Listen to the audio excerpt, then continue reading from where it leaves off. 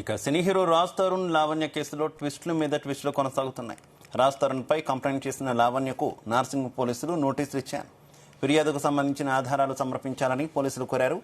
CrPC 91 కింద లావణ్యకు నోటీసులు జారీ చేశారు.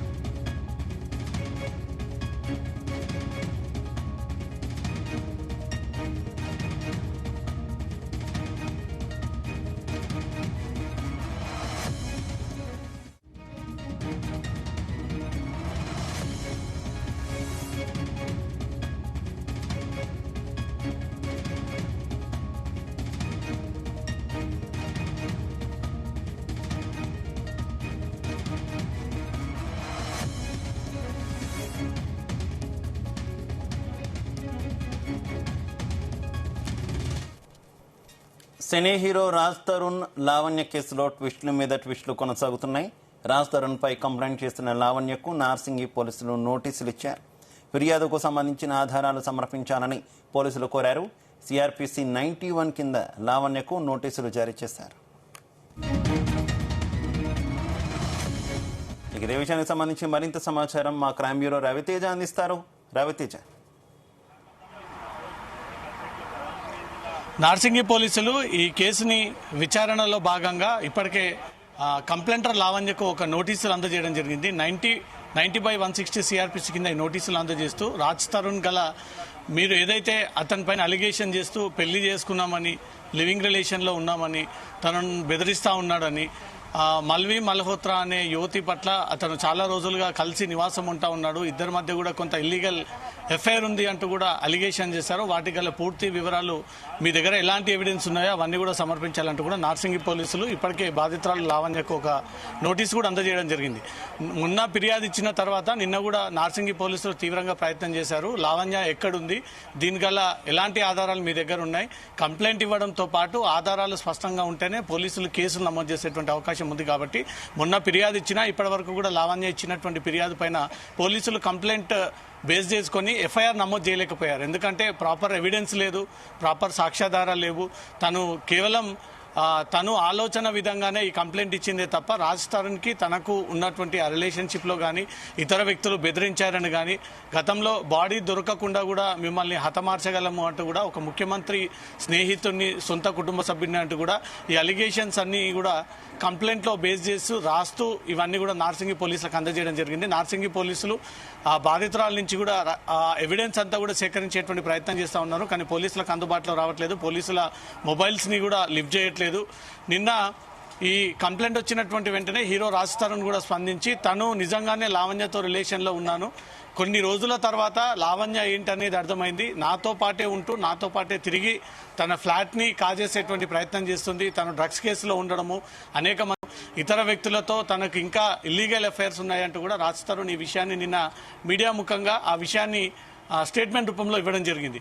ఏదైతే నిన్న రాజ్ తరుణ్ ఒక పేరుని తెరపైకి తీసుకొచ్చారో, మస్తాన్ అనే ఒక వ్యక్తితో లావణ్య చాలా రోజులుగా ఒక రిలేషన్ మెయింటైన్ చేస్తూ ఉంది.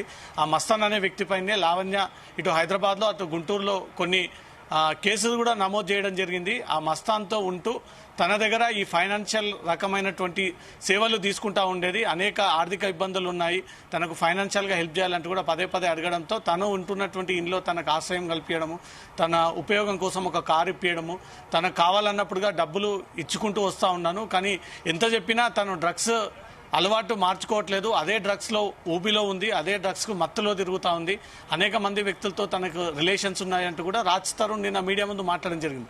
లావణ్య ఒక పక్క రాజ్ తరుణ్కే ఇల్లీగల్ అఫైర్స్ ఉన్నాయి టాలీవుడ్లో అంటూ కూడా కొంతమంది ఆర్టిస్టుల పేర్లు, కొంతమంది ప్రముఖుల పేర్లు కూడా ఈమె ప్రస్తావించడం, రాజ్ తరుణ్ కూడా ఎట్ ఏ టైం లావణ్య కూడా ఇతర వ్యక్తులతో సంబంధాలు ఉన్నాయంటూ కూడా ఈ విషయాలు బయట పెట్టడం. ముందుగా పోలీసులు ఈ ఎఫ్ఐఆర్ని ఏ కేసులో నమోదు చేయాలి, ఎలాంటి సెక్షన్లు దీంట్లో పరిగణలోకి వస్తాయి, దీంట్లో సరైనటువంటి ఎవిడెన్స్ ఉందా లేదా రాజ్ తరుణ్ని సెటిల్మెంట్ కోసమే నార్సింగి పోలీసులు ఒక ఫిర్యాదు అందజేస్తే తనే ప్రెస్టేజ్ ఇష్యూ కాబట్టి దిగొచ్చి తనే సెటిల్మెంట్ మాట్లాడుకుంటాడు ఒక ఆలోచనతోటే లావణ్య ఈ రకంగా వ్యవహరిస్తా ఉందనే దానిపై కూడా పోలీసులకి కొన్ని అనుమానాలు ఉన్నాయి. గతంలో లావణ్య ట్రాక్ రికార్డ్ అంతా కూడా పోలీసులు బయటికి తీస్తా ఉన్నారు. తను ఎక్కడి నుంచి వచ్చింది, తన ప్రొఫెషన్ ఏంటి, ఇక్కడ ఎంతమంది అమాయకుల్ని వల్లో వేసుకుంది, ఎంతమందితో నిజంగానే రిలేషన్ మెయింటైన్ చేసింది, రాజ్ తరుణ్ అన్న విధంగానే ఈ మస్తాన్ అనే వ్యక్తి ఎవరు, ఆ మస్తాన్తో ఎన్ని రోజులుగా ఉంటుంది, అతనితోటే తిరిగి అతని పైన కేసు పెట్టడం గల కారణాలు ఏంటి అనే దానిపై కూడా మొత్తం పోలీసులు ఎంక్వైరీ చేస్తూ ఉన్నారు.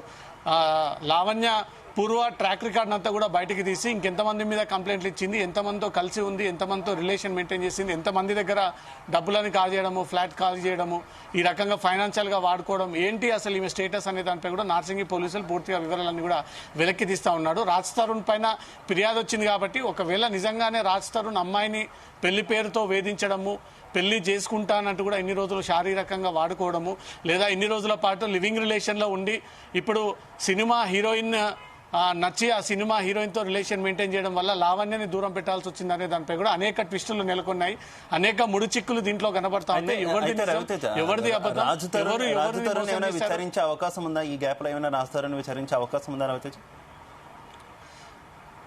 ప్రధానంగా హీరో రాజ్ తరుణ్ అంటూ పేరు మెన్షన్ చేయడము, దాంతోపాటు ఇప్పుడు నూతనంగా తెరకెక్కబోతున్నటువంటి సినిమా షూటింగ్ జరుగుతుంది, దాంట్లో హీరోయిన్ గా నటిస్తా ఉంది మల్వి అరోరా, మల్వి మల్హోత్రా అనే అమ్మాయి. మల్వి మల్హోత్రా అమ్మాయి, తన సోదరుడు, తన తండ్రి, ఇంకా వేరే ప్రైవేట్ వ్యక్తులు మొత్తం నలుగురు కలిసి చాలా రోజులుగా నన్ను వేధిస్తా ఉన్నారు, రాజ్ తరుణ్తో దూరంగా ఉండాలి, రాజ్ తరుణ్కి మల్వి రిలేషన్లో ఉన్నారు, వీళ్ళిద్దరు లివింగ్ రిలేషన్లో ఉన్నప్పుడు మీరు డిస్టర్బ్ చేయకూడదు, కావాలంటే డబ్బులు ఇచ్చి మిమ్మల్ని పక్కకు జరుపుతాము, ఈ రకంగా రాజ్ తరుణ్ని మాత్రం వెంటబడకండి, అతని మీద ఫిర్యాదు చేయకండి అంటూ కూడా గతంలో చంపేస్తానంటూ కూడా బెదిరించారు. డెడ్ బాడీ దొరకకుండా కూడా మాయం చేయగలుగుతామంటూ కూడా ఓ ముఖ్యమంత్రి పేరుని ఉపయోగించుకొని ఈ రకంగా తనపై బెదిరింపులకు పాల్పడ్డారంటూ కూడా అవన్నీ కూడా తన రిటర్న్ రైటింగ్ ద్వారా నార్సింగి పోలీసులకు ఫిర్యాదు అందజేసింది. దాంట్లో ఎన్ని వాస్తవాలు ఉన్నాయి, బెదిరించినటువంటి మెసేజ్లు కానీ, మాట్లాడినటువంటి ఆడియో కన్వర్సేషన్స్ కానీ, లేదా వ్యక్తులు వచ్చి నేరుగా బెదిరించినటువంటి సీసీటీవీ ఫుటేజ్లు కానీ, టవర్ లొకేషన్స్ కానీ, ఇవన్నీ కూడా వెరిఫై చేయాల్సి ఉంటుంది. ఎందుకంటే లావణ్య పెట్టింది సమాజంలో కొంచెం ప్రెస్టేజ్గా ఉన్నటువంటి వ్యక్తుల పేర్లు, ఒక సినిమా హీరో, ఆ తర్వాత కొంత రాజకీయ పలుకుబడి ఉన్నటువంటి వ్యక్తుల యొక్క పేర్లను దీంట్లో ఇంక్లూడ్ చేసింది. కాబట్టి పోలీసులు ఎఫ్ఐఆర్ చేయాలంటే మినిమం ఈ రకంగా ఆ కాగ్నిజెన్స్ అఫెన్స్ జరిగినట్టుగా ఏవైనా ఆధారాలు ఉంటే ఖచ్చితంగా ఆ సెక్షన్ల పైన కేసులు నమోదు చేస్తామనేది మాత్రం పోలీసులు అంటా ఉన్నారు.